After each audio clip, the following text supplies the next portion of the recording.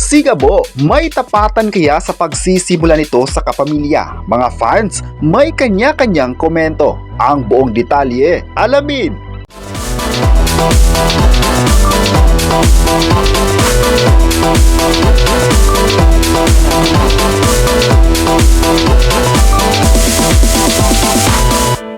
Habang excited na ang lahat sa pagsisimula ng Sigabo, marami din sa mga komento ng netizens ang nabuo.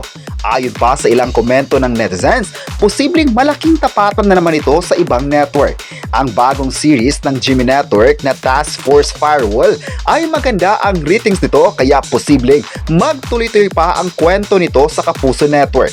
Ayon pa sa ilang nakapanood, mukhang mai-extend pa ang pagpapalabas ng Task Force Firewall dahil nagustuhan nito ng mga audience. May nagsabi naman na maganda raw ang kwento ng bagong series ng GMA Network kasi nakaka-inspire papanoorin. Nakakagawa naman raw ang Kapuso Network na isang malaking series na paniguradong mamahalin ng lahat.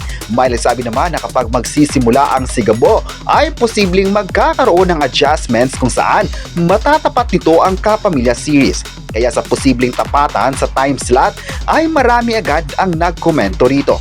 Ayon pa ng isang netizen, maganda naman talaga ang Task Force Firewall at deserve nilang ma-extend dito. Ang kalidad raw ng palabas nila ay lumilevel up pa kaya mas naging paborito ng mga audience.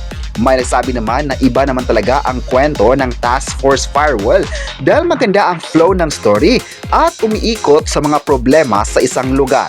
May nagsabi naman parang isa ito sa mga series na dapat matututukan ng mga audience dahil the best ang casting at storyline. May nagsabi naman na kapag matatapat nito ang Sigabo, marami pa rin na magmamahal sa obra ni Coco Martin dahil iba siya gumawa ng teleserye.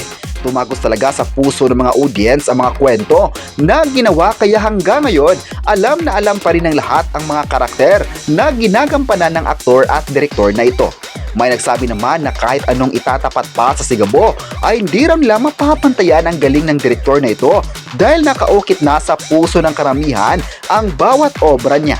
May nagsabi naman na parehong magaganda ang Sigabo at Task Force Firewall kaya wag na sanang ikukumpara pa ng mga netizens. Mas mabuti na parehong susuportahan ang dalawang series na ito dahil wala naman silang gustong ipakita sa mga audience kundi ang magbigay ng inspirasyon sa lahat ng mga viewers. May nagsabi naman na mabubuhay lang naman ang competition sa bawat series dahil may mga kanya-kanya mga fans ang bawat teleserye kaya hindi na raw mawawala ito sa Philippine industry. Pero sa kabila ng pagkukumpara ay thankful naman ang bawat network sa mainit na suporta ng mga tao sa kanilang proyekto. Dahil sa suporta ng viewers sa kanila ay malaking tulong ito para pag-usapan ang series nila. At pag-uusapan, mas magkakarito ng malawak na reach kung saan mapapanrito ng mga audience sa buong mundo. Kayo, ano ang masabi nyo na magkakaroon raw ng tapatan sa Sigabo at sa ibang network? I-comment na kung susuportahan mo ba ang Sigabo at huwag kalimutang i-subscribe ang ating YouTube channel.